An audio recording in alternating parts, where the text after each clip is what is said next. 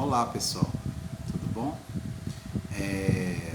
Dando continuidade à nossa aula passada, estávamos falando sobre o Brasil entre ditaduras, tínhamos falado do governo Getúlio Vargas, tínhamos falado também um pouquinho sobre o governo Dutra, né?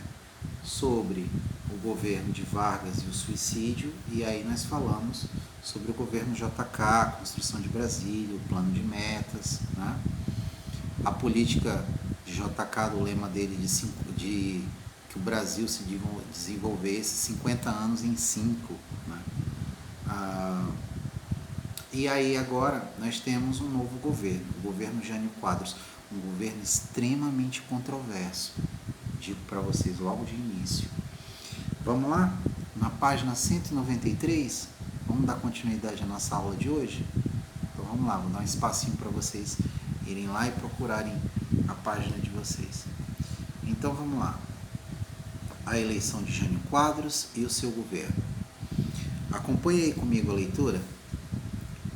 Na campanha presidencial de 1960, o PSD e o PTB, essas legendas inclusive estão muito agora nesse momento, mas são um pouco diferentes. Por exemplo, o PTB, por exemplo, de Getúlio Vargas é diferente, por exemplo, desse PTB que nós temos agora, que o presidente dele está inclusive preso, que é o Roberto Jefferson. E o PSD, que era o partido em que estava o JK naquela época, não é esse PSD agora, que é uma outra sigla, um outro nome diferente, né? É o PSD, mas é um outro PSD, da qual faz parte o presidente da CPI, né? Da CPI da Covid, o senador Omar Aziz, né? Mas são legendas que nos lembram, por exemplo, as de hoje, né? Mantiveram sua aliança política e lançaram a candidatura de Henrique Teixeira Lott. Seu candidato a vice era Jango, considerado o herdeiro político de Getúlio Vargas. Jango é o Jânio Quadros, professor? Não. Jango é o apelido de João Goulart, tá? O Jânio Quadros é um outro político, é um político lá do Rio de Janeiro, com uma outra linha de pensamento, com uma ideologia diferente e que era extremamente controverso.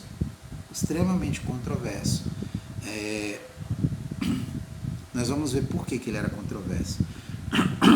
Outra aliança de partidos liderado pelo Partido Democrata Cristão, que era o PDC, e apoiada pela UDN, a União Democrática Nacional, era o partido da época que combatia a corrupção, a UDN, né? Políticos udenistas, eram chamados de udenistas, né? Que eram da UDN, União Democrática Nacional. Indicou o nome de Jânio Quadros, político que havia governado o estado de São Paulo e que tinha como lema a campanha a crítica à corrupção e à imoralidade do país. Exatamente por isso, a UDN tinha essa característica de combater. E ele criou, pelo fato dele ter ganhado como governador e usado a chamada campanha da vassoura, uma parte do jingle de campanha dele, varre, varre, vassourinha, varre, varre, a bandalheira. Então assim, ele vinha com a história de combater a corrupção também, junto com o pessoal da UDN. E um dos jingles de campanha e dos objetos que eles usavam nas passeatas nos começos do Jânio Quadros era uma vassoura, porque segundo ele ia acabar com a corrupção. Vocês já ouviram ele? Tá vendo como isso não é novo, isso é velho? É a história de combater a corrupção, acabar com a corrupção e tornar o governo moral, né? Acabar com a imoralidade na política, e que ele era uma pessoa diferente, né? Vamos lá, vamos ver. Como é a campanha de crítica à corrupção e à imoralidade no país. Seu candidato a vice era Milton Campos, senador por Minas Gerais. Vamos lá. Nesse período, os eleitores votavam separadamente para presidente. A Constituição aqui era a Constituição lá de 46. Ela era tão liberal, mas tão liberal, que você votava num cara presidente da república de um partido e votava no vice de outro partido. Você não era obrigado a votar na chapa toda. Hoje não, é, né, porteira fechada. Se você votar no candidato a presidente da república, você está votando no vice. Não tem como votar no outro vice, entendeu? Mas assim, na época tinha essa característica. Deu a maior zebra aqui, porque elegeu um candidato a presidente de um partido com uma ideologia e elegeu um candidato a vice de outro partido com outra ideologia contrária. Vamos lá? Para a gente entender? Nesse período, os eleitores votavam separadamente para presidente e para vice-presidente. Durante a campanha, muitos começaram a defender o voto Janjan, que era o Jango e o Jânio. Jânio para presidente e Jango para vice. A ideia ganhou força e em outubro de 1960 ela foi concretizada nas urnas, ou seja, eles foram eleitos. Eita, e agora? Muito bem. A ambiguidade... Por que ele era ambíguo, o governo de Jânio Quadros? Porque ele tinha duas linhas de pensamento. Ele era assim, ele era capitalista no sentido que ele era contra um grupo, por exemplo, que era comunista, mas ele não queria, por exemplo, que os Estados Unidos se metessem no Brasil. Ele não queria, por exemplo, dar espaço, então ele era um nacionalista, né? Ele era um político. Na realidade, Jânio Quadros era um político de extrema direita. Ele não queria, por exemplo, que os Estados Unidos, liberais como são, interferissem na política nacional, mas ele também não queria dar espaço para os comunistas no Brasil, entende? Ele não queria ficar do lado do bloco comunista, mas não queria que os Estados Unidos se metessem na política nacional. Então ele tinha um jeito meio ambíguo. E é complicado você ser neutro numa situação como essa. Quer ver uma situação que assim deixou, inclusive, estremeceu um pouco a situação dele depois que ele ganhou e depois que ele e assim com os próprios essa situação que estremeceu ele politicamente não foi algo, por exemplo, que aconteceu entre ele e a oposição, não, foi que aconteceu entre ele e os apoiadores dele na época. Sabe o que ele fez?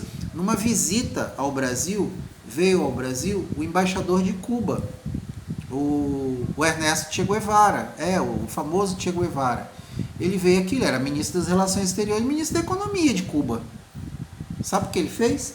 Ele deu a comenda da Ordem do Cruzeiro do Sul para o Che Guevara. Isso deixou os Estados Unidos quicando de ódio. Em pleno período de Guerra Fria, ele condecorou um líder guerrilheiro na época. Quer dizer, não era mais guerrilheiro, né? Não era mais. Ele era ministro, era um político mesmo. Mas, quem conhece um pouquinho da história, o Ernesto Che Guevara foi um dos comandantes da Revolução Cubana, que chegou ao poder junto com Fidel, Camilo Cienfuegos e Raul. Né? E ele foi ministro na época, discursou na ONU, né? Ele era um homem importante na época, tinha muita influência, o Ernesto Che Guevara. Vamos lá. Vamos lá? Tá aqui, ó. Por que ele era um cara dito controverso? Tá aqui. Em plena Guerra Fria, Jânio procurou estabelecer uma política externa independente, ou seja, nem de um lado nem do outro, como eu expliquei para vocês. No entanto, ao fazer isso, seu governo ficou caracterizado por medidas políticas e econômicas extremamente controversas, que exprimiam a ausência de uma agenda política definida. Ele não tinha, assim como vocês têm um certo governo de vocês sabem quem, que não tem uma política, um plano de governo definido, ele também não tinha. Ele não fez um plano de governo para governar 5 anos. Ele não tinha isso. Ele era de acordo com o que ele acordava de manhã, ele ia fazendo as coisas e tal. E isso é muito ruim. Isso costuma não dar certo. Mas vamos ver a história do Jânio. Eu só estou fazendo isso que é para a gente ter uma ponte, para a gente entender um pouco, tá? Porque situações que acontecem hoje não é que são iguais, mas dá para a gente compreender o que aconteceu lá. Vamos lá. Lá atrás, né? No passado. Medidas políticas e econômicas extremamente controversas que exprimiam a ausência de uma agenda política definida. Não tinha uma agenda política definida. Por outro lado, seguindo um programa liberal, Jânio estabeleceu relações com a FMI e adotou uma política de austeridade fiscal. Ok, muito bem. Voltada à redução do déficit público, diminuir as contas públicas, ok. Isso é bom para o país e para as relações com governos exteriores também. Para isso, promoveu o congelamento de salário. Essa foi a parte ruim. Ele brigou com os trabalhadores, né? Prejudicou os trabalhadores, porque congelou o salário. E a restrição de crédito e demitiu funcionários públicos. Outra coisa ruim, não devia ter feito isso, deveria ter feito outra coisa. Pensar direito, realocado, né? Que dá para fazer. Não precisa contratar novo, mas não precisa demitir, porque quando você demite, você deixa uma pessoa sem ter o que comer, né? Porque ele não gerou emprego, né? Medida que resultou na elevação dos preços dos combustíveis e dos alimentos básicos. Eu estou falando da nossa vida atual ou estou falando lá do Jânio Quadros? Estou falando do Jânio Quadros, mas é muito parecido, não é? Presta atenção no que está escrito no livro, acompanha a leitura, que aí a gente vai entender, tá bom? O que aconteceu? Aumentou a elevação dos preços dos combustíveis e dos alimentos básicos. Por quê? Porque os investidores ficam com medo quando essas coisas acontecem.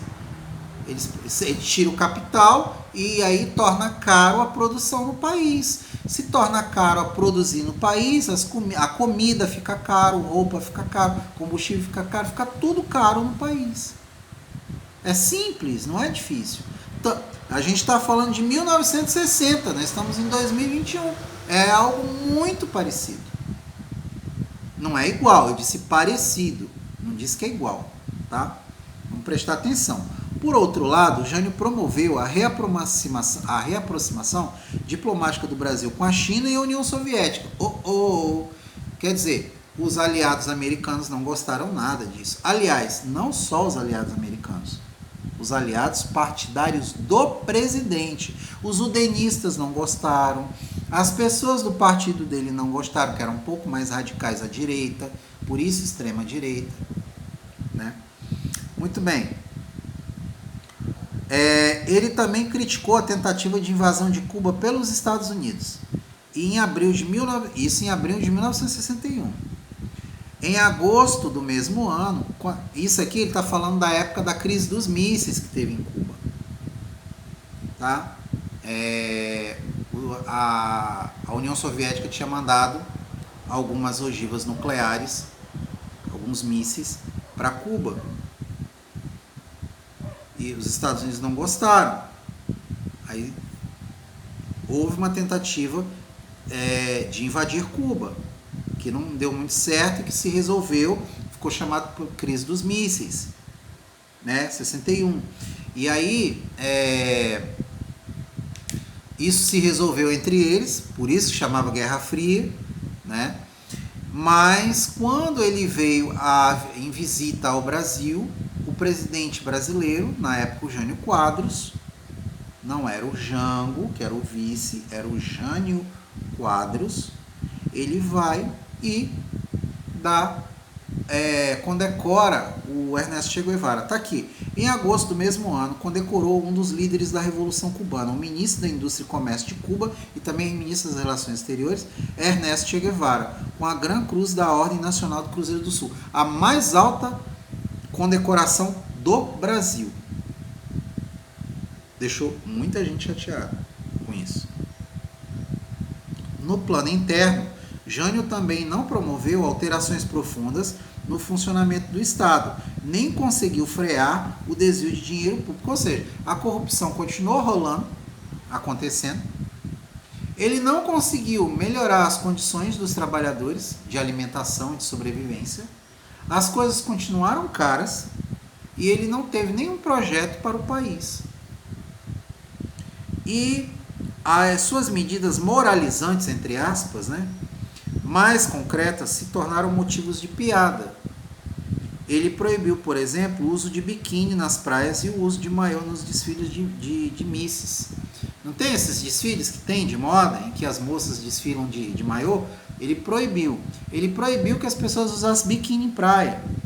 E olha que os biquínis de praia não eram esses biquínis que a gente conhece hoje, né? Que a gente já viu. Então, assim, ele era um cara conservador, de ultradireita, e ele tentou. Só que essas coisas são antipáticos, você fazer isso. O presidente da República fazer um decreto dizendo que você não pode usar maiô, não pode usar biquíni. Sabe o que aconteceu?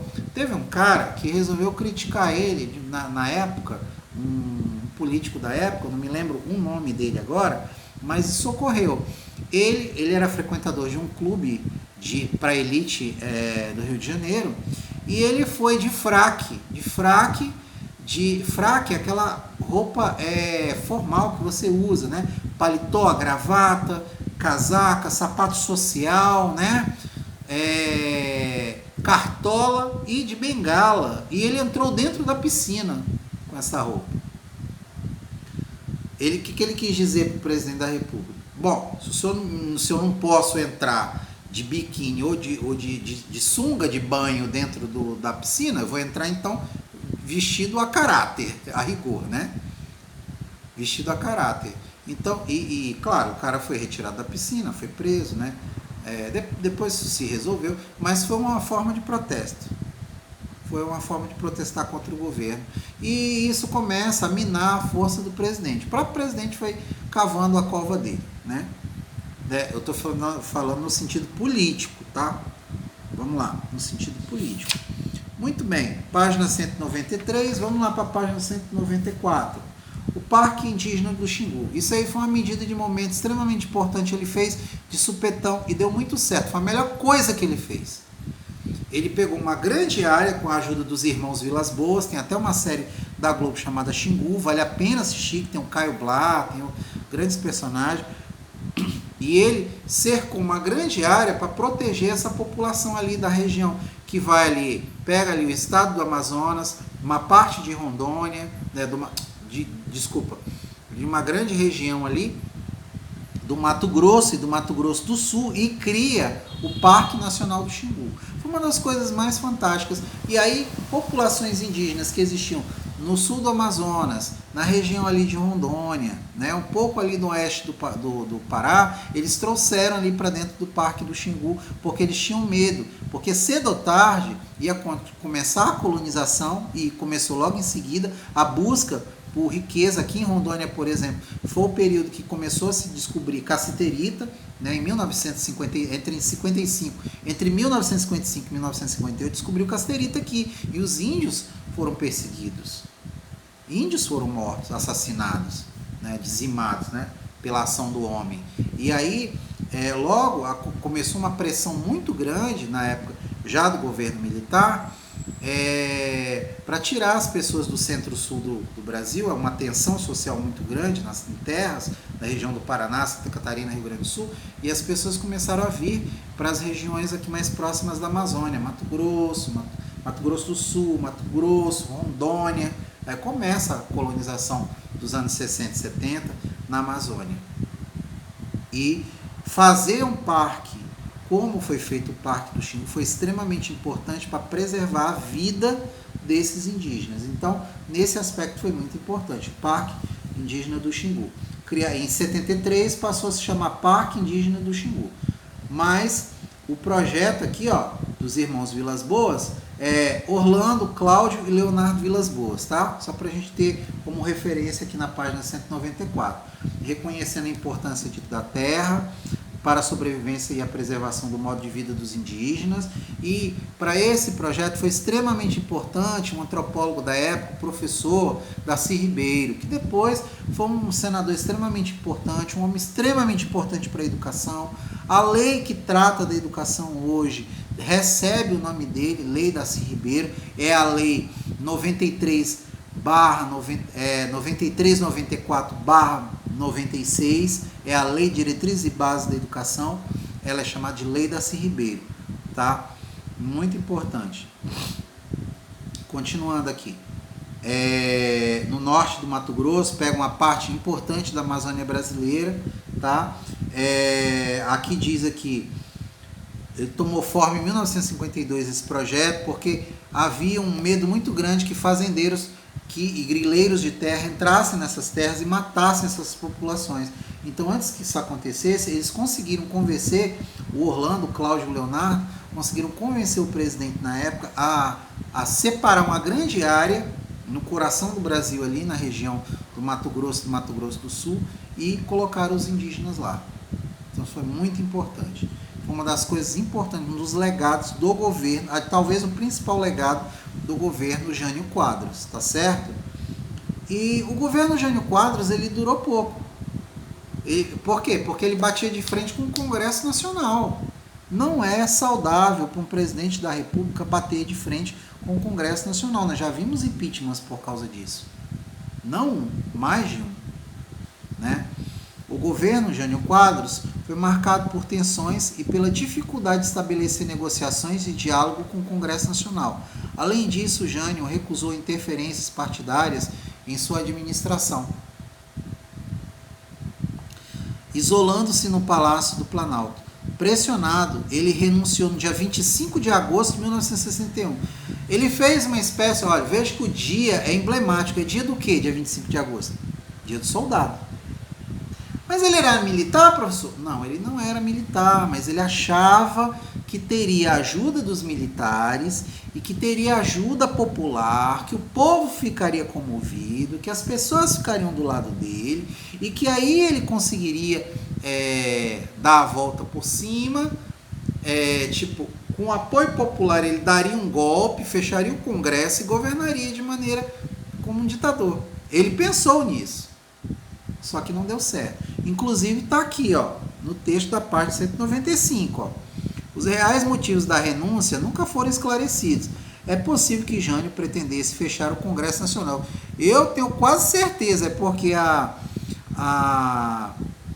historiadora, ela está sendo conservadora nesse aspecto, de, não, é difícil prever. Não, todo o movimento dele foi isso. Ele ficou trancado no palácio, ele tentou fazer esse jogo, não deu certo, ele veio para o Rio de Janeiro, ele tentou, e aí as pessoas não deram credibilidade, não deram bola. Essa que é a verdade. Ficou o dito pelo não dito. As pessoas não ligaram.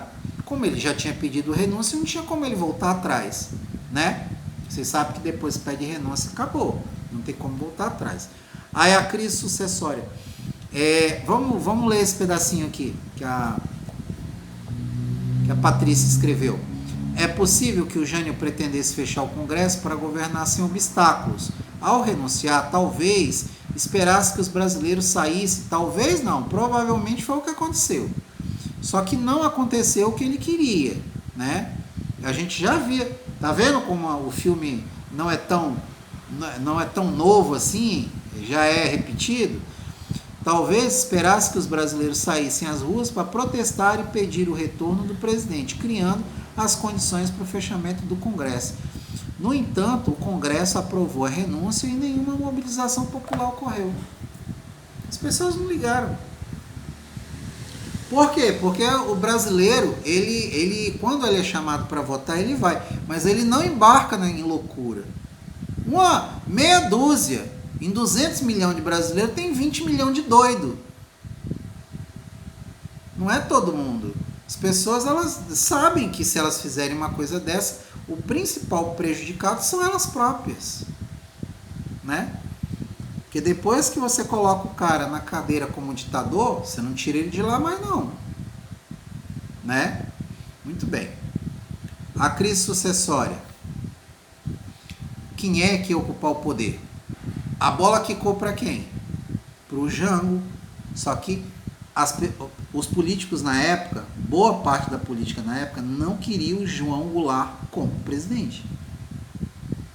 Se com o Jânio estava ruim, eles não queriam o Jânio IV, o João Goulart, o Jango. Por quê?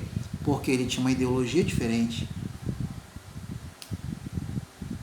Ele era um democrata, mas ele tinha uma proximidade muito grande, por exemplo, com os países do bloco comunista. Ele não era comunista.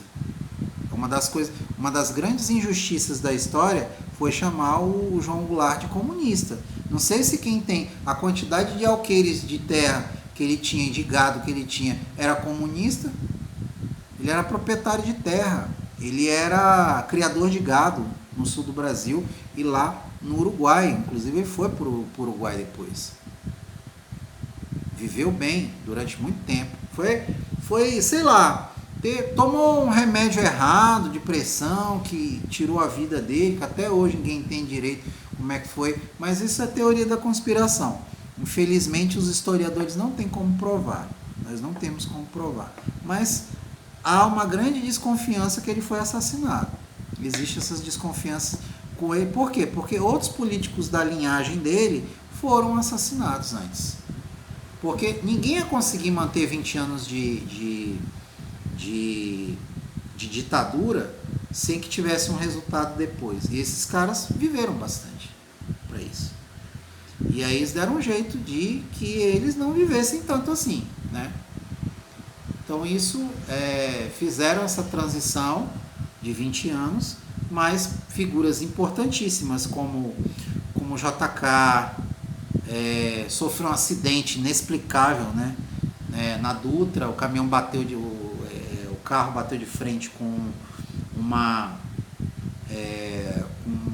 caminhão e ele morreu em virtude do acidente, né? Em 74, 75, né? Não sei agora exatamente a data, mas é por aí entre 74 e 75.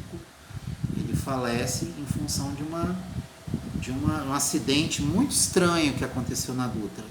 E aí teve essa situação do João Goulart, que se sentiu mal, tomou a medicação dele, a medicação dele levou ele à morte, né? Não foi feito nenhuma autópsia no corpo para poder se verificar se tinha alguma coisa estranha na comida, enfim, no trato dele, para ver se ele foi assassinado ou não. Então, fica o dito pelo não dito. Mas políticos importantes foram desaparecendo do mapa. O Carlos Lacerda, que era de direita, do grupo inclusive do grupo do Jânio Quadros também, né? Plínio Salgado, políticos que tinham grande expressão, eles foram morrendo, né? Assim, e eram políticos que incomodavam a ditadura, tanto a direita, né, a extrema direita, como a esquerda, principalmente os que eram mais próximos do comunismo, ou mais próximos, mais populares, né, líderes mais populares. De repente nem todos eram comunistas, de repente eram líderes mais populares, que é o caso do João Goulart. João Goulart não tinha nada de comunista, ele era um líder populista, isso sim. E uma das premissas do regime militar foi, sim, acabar com o populismo, de direita e de esquerda. Isso é um fato. Para quem tem alguma dúvida, tem excelentes livros escritos por um brasilianista, um escritor americano, que eu estudei durante meu mestrado, chamado Thomas Skidmore, tá? Ele conta um pouco desse período que é anterior à ditadura, né? E que vai até 1985, com o final da ditadura. 20 anos de ditadura militar, que nós vamos tratar ainda, mas que você tem esse período entre ditaduras também, que a gente está tratando aqui, que coisas estranhas aconteceram, tá? Então, na crise sucessória, o Jango ele toma posse, há um processo de transição, que eles chamam ali de campanha, teve a campanha da legalidade, da qual esteve presente um político que eu particularmente tenho um grande apreço, que é o Leonel Brizola, já falecido, né, já há muitos anos, falecido, mas excelente político, um cara que era nacionalista e era um trabalhista. Ele foi para o PTB, depois quando acontece o regime militar, vai acontecer, ele vai para o Uruguai, fica muitos anos no Uruguai, vive depois na Europa, né, ficou no Chile, depois foi para o Uruguai. Depois, quando aconteceu essas ditaduras na América Latina, eles tiveram que ir para a Europa. No caso do Brizola, passou anos, por exemplo, na França, na Inglaterra. Depois voltou e fundou um partido chamado PDT, né? Ele era do PTB, quando ele volta para o PTB, ele não se sente muito confortável e funda o PDT, né? Partido Democrático Trabalhista. Mas isso já no final da ditadura militar, tá bom? Mas na crise sucessória aqui, ele toma posse, o João Goulart. O governo João Goulart, ele tenta fazer reformas que ele entende que são importantes, e essas reformas elas começam a ser contestadas, né? Começam a ser contestadas pelos governos que vêm adiante.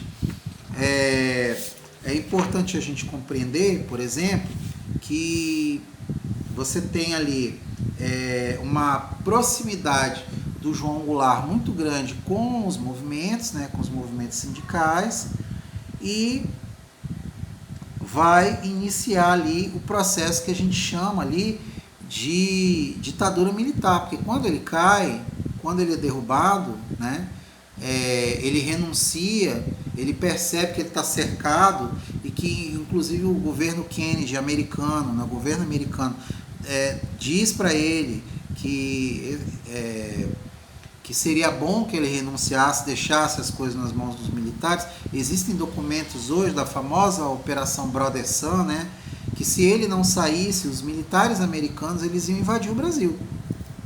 Tinha um porta-aviões chegando próximo da costa brasileira na época. Eles iam invadir o Brasil. Porque eles achavam que havia realmente um governo comunista aqui. Se você olha, você não vê nada disso.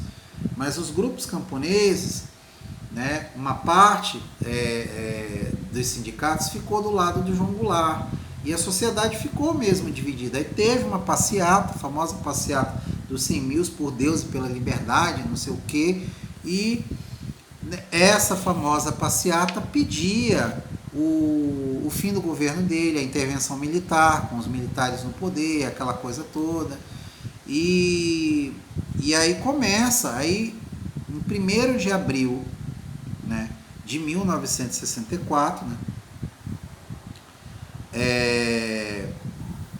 depois do famoso comício do dia 13 de março de 64, que tinha prometido que faria as reformas de base, né, no país, logo em 1º de abril, né, cerca de alguns dias depois, ele foi derrubado.